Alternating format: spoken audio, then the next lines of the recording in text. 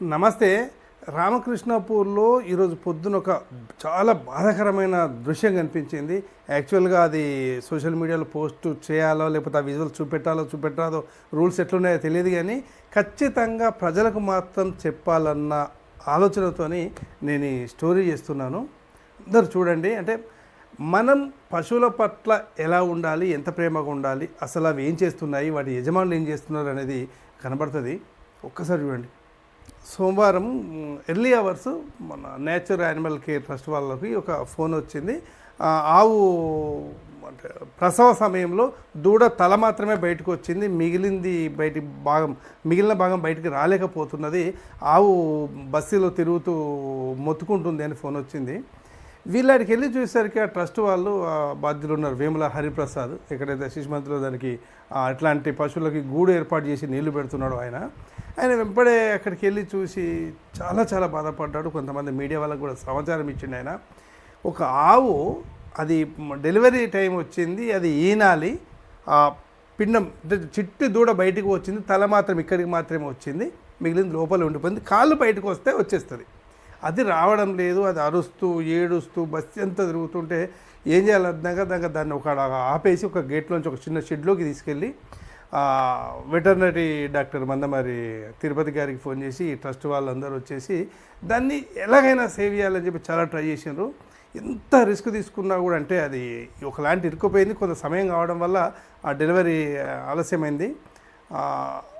చాలా కష్టపడి మొత్తానికైతే బయటికి తీసిరు. 2-3 గంటలు కష్టపడి దూడను బయటికి తీస్తే పాపం దూడ చనిపోయింది. ఆ తల్లి పరిస్థితి కూడా ఓవర్ బ్లీడింగ్తో కొంత ఇబ్బందికరంగా ఉంటే దానికి ఇప్పుడు సపరేట్ చేస్తున్న ట్రీట్మెంట్ నడుస్తున్నది. సరే, ఎంత బాధాకరమైనది పక్కకు పెడితే అసలు ఆ పశువుల యజమానులు నిజంగా జైల్లో వేసి వాళ్ళని కొన్ని రోజులు బయటకు రాకుండా శిక్షించాలి. ఎందుకంటే వాటిని పట్టుకుంటేనేమో మా పశువులు అని చెప్పేసి వచ్చి ఇబ్బంది చేస్తారు. నిజంగానే ఎటన్నా తీసుకుపోదామన్నా కూడా అవి రావు, అదేం చిన్నగా రా అంటే వచ్చేవి కాదు. ఎందుకు అసలు పాపం తలుగుతుంది, గింత అధ్వానమా?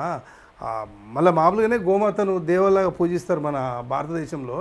చాలామంది ఆడవాళ్ళు అక్కడికి వచ్చి బాధపడరు, వాళ్ళ మాటలు ఇంకన్నీ మనం చెప్పలేము, కానీ చాలామంది బాధపడ్డారు. అయ్యో ఎవరిదో నిజంగా ప్రసవ వేదన, అది నడవలేక ఇబ్బంది పడుతూ నడుస్తూ నిజంగా కొంతవరకు అయితే నేను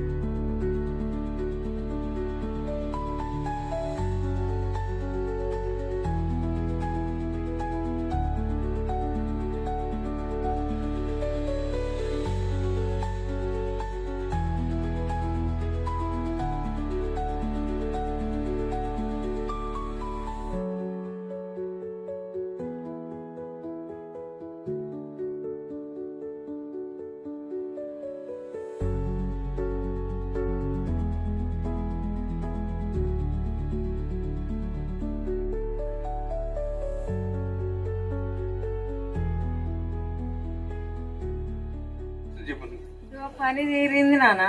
పని తీరుతుంటే నేను పనికి పోతాను. పనికి పోతా అంటే గిల్ల సంధిలా ఆ కడప ముందటనే పన్నది ఆవు.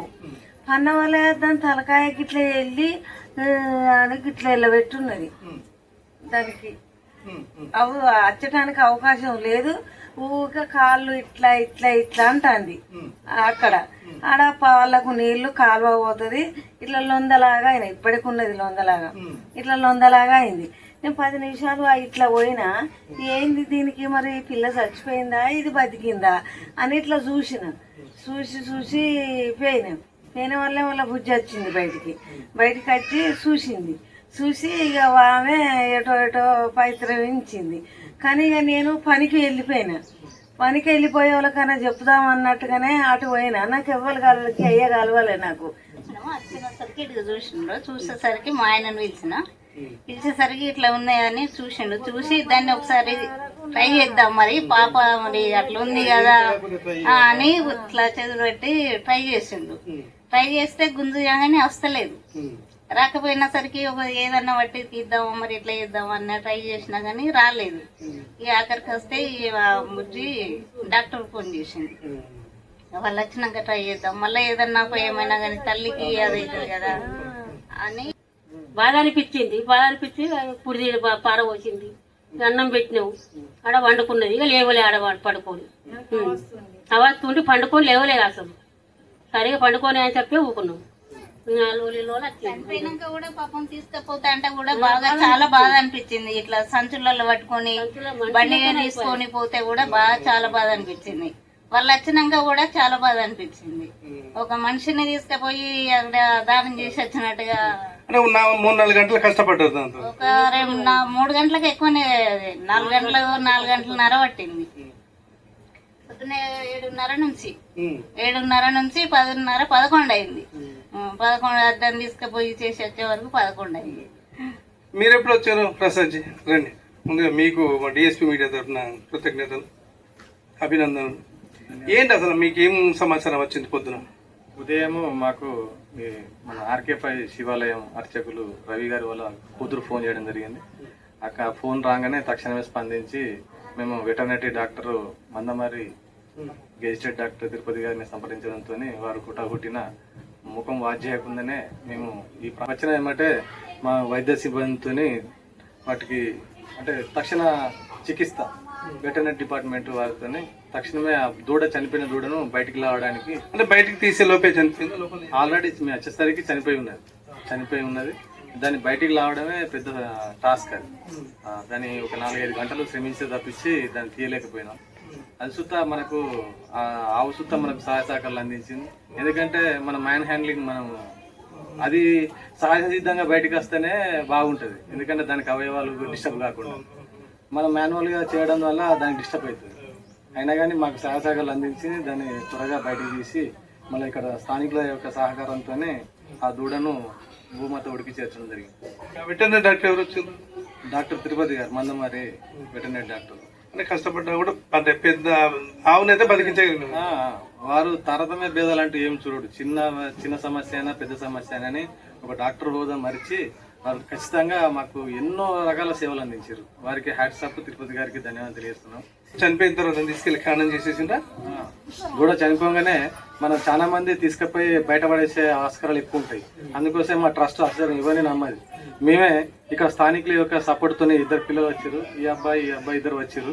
వారు రాగానే వీరి యొక్క సహాయ సహకారంతో RK4 గడ్డకు ఎవరికి తెలియకుండా జంగల్లా తవ్వి పాతి పెట్టి దాన సంస్కారం చేయడం జరిగింది. ఎట్లా ఫీల్ అయినా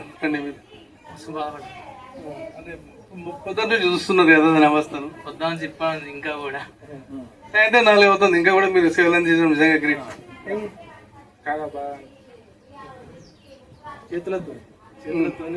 అంటే ఇప్పుడు సరే ఇది ఇయాల్టి అవస్థ ఒకటి. ఈ ఆవులు మాత్రమే రోడ్ల మీద ఉండడం అనేది కొంత డిస్ప్యూట్ అవుతుంది ఈ మధ్య. అసలు దీన్ని మీరు ఎట్లా చూస్తారు మీ ట్రస్ట్ తరఫు నుంచి? అయితే వాస్తవం చెప్పాలంటే ప్రతి ఊర్లో ఇదే సమస్య ఉన్నది. ఆవులు మాత్రమే రోడ్ల మీద సంచరిస్తున్నాయి, బర్రెలు మాత్రం సంచరించట్లేదు. అంటే దానివల్ల పాల ఉత్పత్తి ఎక్కువ రావడంతో వాటిని ఇంటి దగ్గర ఆశ్రయిస్తున్నారు. వీటి వల్ల పాల ఉత్పత్తి లేకపోవడంతో రోడ్డు మీదకి ఇచ్చిపెడుతున్నారు అనేది మేము గ్రహించినాం. డిపార్ట్మెంట్, పోలీస్ డిపార్ట్మెంట్ కానీ రెవెన్యూ కానీ వాటికి సమాచారం ఇచ్చి వీటిని అంటే బందెల తోటి కావచ్చు లేకపోతే ఆశ్రమం కావచ్చు తరలించవచ్చు కదా. మా ట్రస్ట్ ద్వారా మేము వివిధ శాఖలకు మెమోరాండం ఇవ్వడం జరిగింది.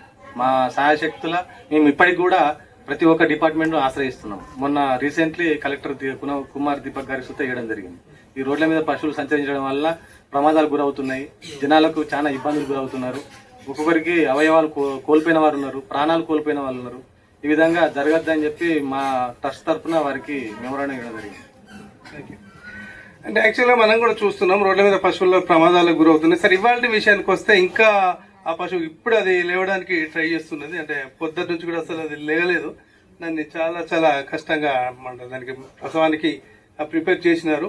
సరే, ఏదేమైనప్పటికీ కూడా ఒక మానవునికి ఏదైతే సాయం చేస్తారో, ఒక మహిళకి ఎట్లయితే సాయం చేస్తారో, రామకృష్ణపూర్ బీజీ ఏరియాలోని శ్రీనివాస్ నగర్ లోపల ఉన్న మహిళలు, యువకులందరూ కూడా మంచి సహాయం చేసి వాళ్ళ ఒక ప్రాణాన్ని నిలిపారు. సరే, దూడ అంటే అది లోపలనే మరణించి ఇరుక్కుపోయి మరణించింది కాబట్టి ఓకే. ఏదేమైనా కూడా మన నేచర్ యానిమల్ ట్రస్ట్ కేర్ వాళ్ళకి డిఎస్పీ మీడియా తరఫున అభినందన తెలియజేస్తున్నాం. ప్రతి ఒక్కరు కూడా ఏదో వీడియోలు తీసి ఇంకోటి తీసి సోషల్ మీడియాలో పెట్టకుండా ఇట్లాంటివి ఏమైనా కనబడితే వెంటనే పోలీసు వారికి కానీ ఎవరికి కానీ లేకపోతే 100 డయల్ చేసి చెప్తే రాత్రి వెహికల్ మీద వెళ్లే వాళ్ళు కూడా పడకుండా ప్రాణాలు కాపాడకుండా వీలుంటుంది. అటు పశువులకి ప్రాణాపాయం ఉండదు, మనోళ్ళకి ప్రాణాపాయం ఉండదు. ఇదందరూ గమనించి ప్రికాషన్స్ తీసుకోవాల్సిందిగా కోరుతున్నాం.